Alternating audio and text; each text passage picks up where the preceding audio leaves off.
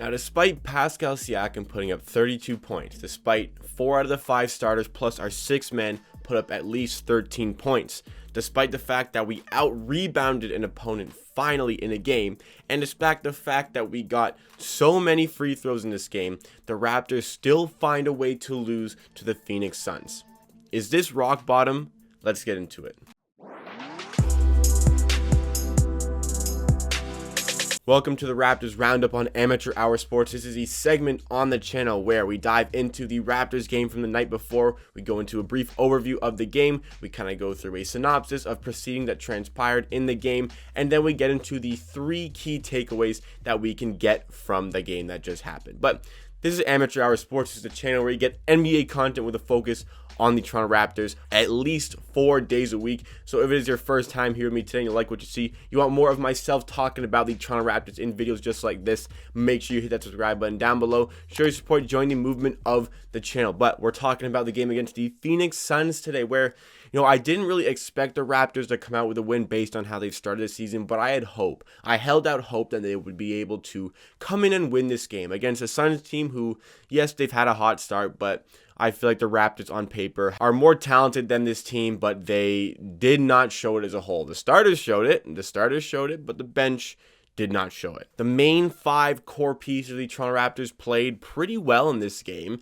but the bench and the bigs let us down, and that was enough to let us down to the point where we do not win this game, and we lose by 8 points in the end. The Raptors followed their usual game formula. You have a good first quarter. You have, a decent second quarter. Not as good as the first quarter, but a decent second quarter to the point where you get to halftime, you're still in the game. Then it all blows up in the third quarter. Then it really blows up at the start of the fourth. And then at about the 8-minute, 6-minute mark in the fourth quarter, they turn it back on. But it's too late. The game's already out of reach, and the Raptors cannot come back. I could say that for a lot of games that have happened this season, especially the Pelicans games. But it happens again in this one. The road trip starts with this trip to Phoenix. This Western road trip where we get Phoenix, we get Sacramento, we get Golden State, we get Portland. And these are going to be some big games that are going to define what the Raptors are going to be. Are they just going to roll over and let this be, a season where we're going to be in a high lottery position? Or is this a season that we're going to fight and be a playoff team again? Based on this, there were some good signs, but it just simply wasn't good enough still against a team who is not going to be a high seed in the NBA. So let's get into the synopsis of the game. The first quarter starts,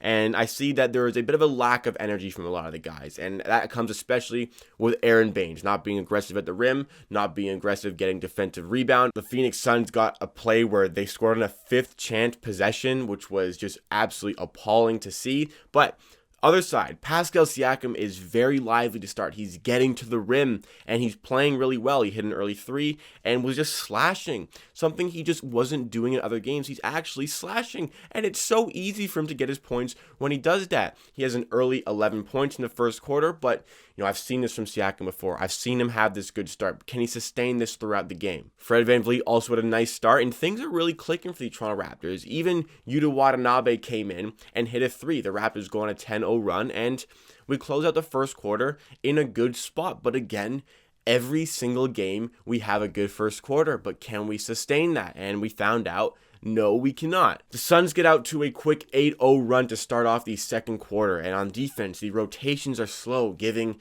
the Suns a lot of open threes. And I feel like when Norman Powell comes in the game, just rotations break down on defense. And when a lot of guys off the bench come in, the rotations are just slow on defense. It just allow the Phoenix Suns so many good looks on 3. And it's every game. They allow other teams so many good looks on 3. And that seemed to be the theme of the game. With that run against us, Lowry gets 2 big buckets on the other end. 2 very tough layups to really break up that momentum and get the Raptors right back in this game. And, we have a decent quarter. We're up 49-46 late. I'm asking myself, can we close out this quarter? Can we go into half with, a good psychological advantage? No, we can't. We don't close well. The Suns go up 58-54, but Pascal Siakam is having a great game. He's probably put on his best display this season, and it's only halftime. He has 19 points at half, and it looks like this is going to continue throughout the game, and eventually it did. We're playing well, but boards and the bench is what's letting us down, because On the offensive glass, the Suns already have 9 offensive rebounds. They're generating a lot of second chance points. And the bench, I think they're letting us down a little bit on defense, and they're not providing much in the scoring department to keep us in this game. Because we're allowing a lot of points. The defense sucks, but we're not scoring enough to keep up with that. And the Suns bench is significantly outplaying our bench. With these rotations, we're allowing guys like Cam Johnson corner threes at will. Anytime he wants one, he gets a corner three. And a guy with that talent is just going to knock him down. We get into the third quarter. We're down by 4, and we know that we really suck in the second half. But can this change?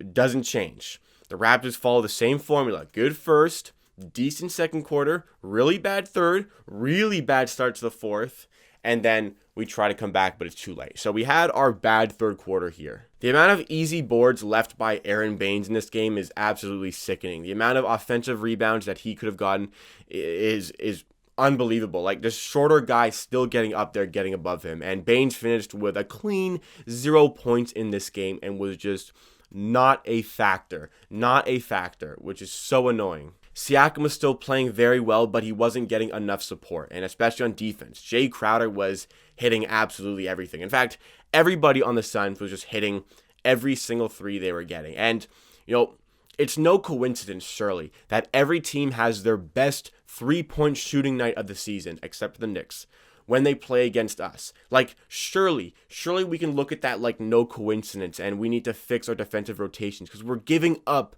so many three-pointers. Now, at the end of the night, the Suns finished having taken 40 three-pointers, and they hit 21 of those three-pointers, good for 53% from three. Now, you can put this game on the Suns having an outrageous shooting night, but I can also say, okay, if you're noticing that, why don't you D up a little bit better? Like, our rotations, it's so difficult to close out on the opposite end in the corner threes. They're getting those open looks, and if they're knocking them down, why don't you tinker the rotations? Because clearly, every game we play, we're allowing all these open looks. And teams with good shooters who get wide open threes this consistently throughout the night are going to make us pay. And the Phoenix Suns made us pay. I think we would be better keeping our checks more often other than just constantly switching and constantly rotating.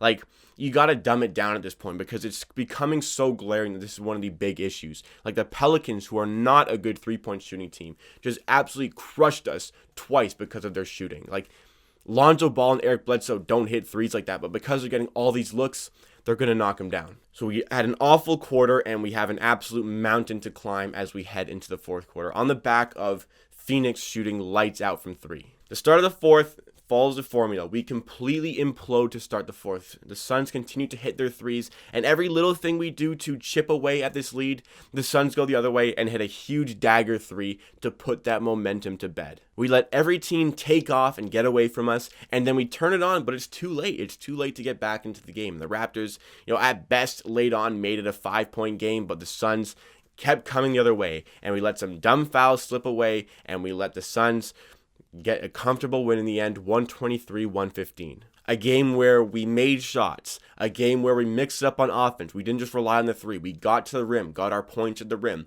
A game where we were attacking and getting a ton of free throw calls. We were getting a ton of free throws in this game. But we didn't stop the Suns in the third and the start of the fourth quarter. And by that point, it's too late. And the Raptors lose this game and fall to 1-6 on the season. The Raptors had an overall pretty good night, but you just can't allow teams who are shooting like that many wide open threes. You have to adjust at some point, and the Raptors failed to make adjustments on the fly in this game, and for that reason, the Suns pulled out to their lead and didn't look back. So let's get into the 3 takeaways of the game. The first key takeaway is that the bench did not do enough here. Pascal Siakam had 32 points. Kyle Lowry had 24 points. OG Anunoby had 20 points. Even he was hitting his threes in that game.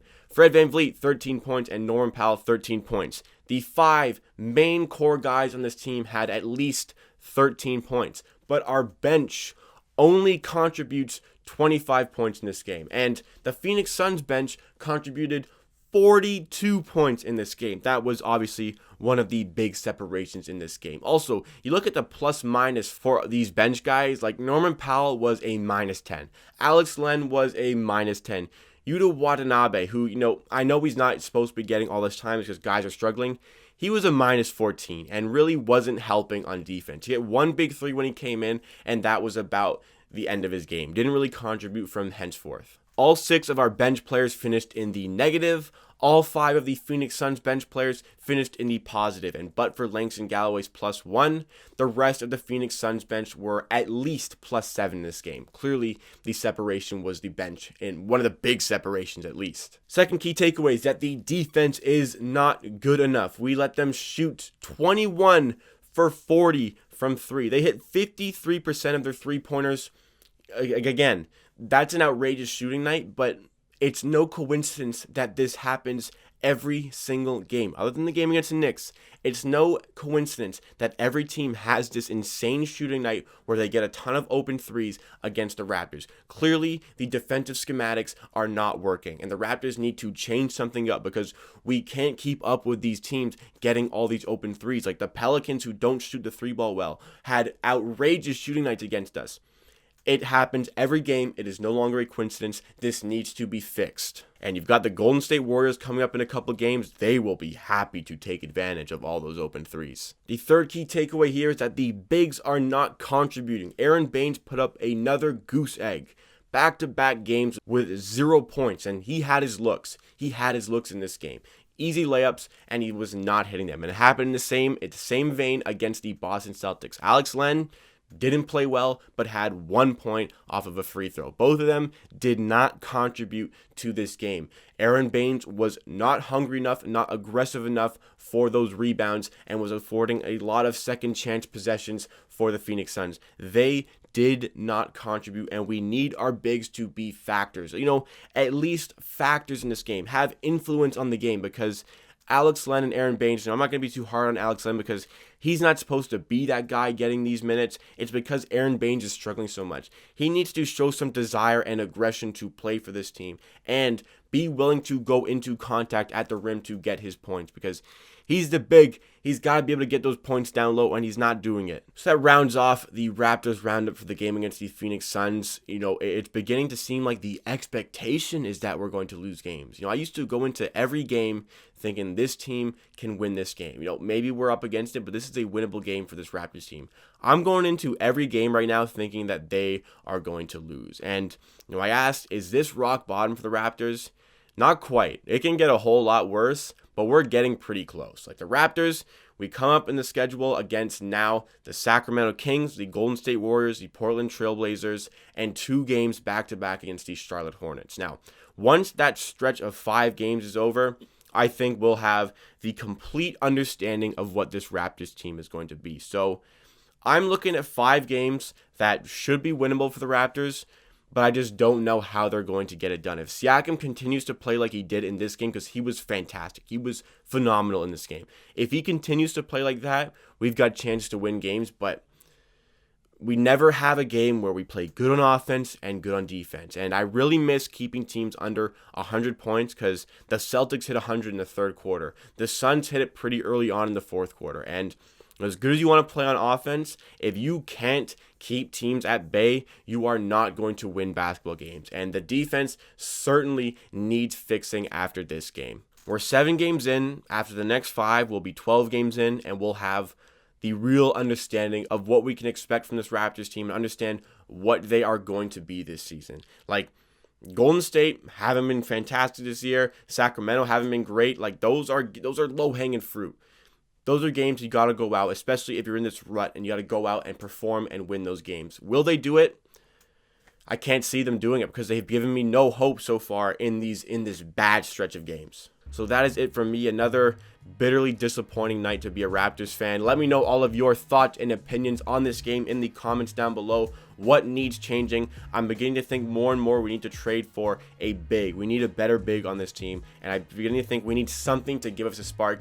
Maybe that would be it. But let me know all of your thoughts and opinions in the comments down below. That wraps up for me for today. Thank you so much for watching. If you are still here, please like the video if you like, and subscribe to Amateur Sports for more content just like this. Like I said, NBA content with a focus on the Toronto Raptors at least 4 days a week. Hopefully we get some wins to talk about very soon on the channel. At the end of the day, I believe what I say. If you disagree, that is okay. We'll see you again next time for another video.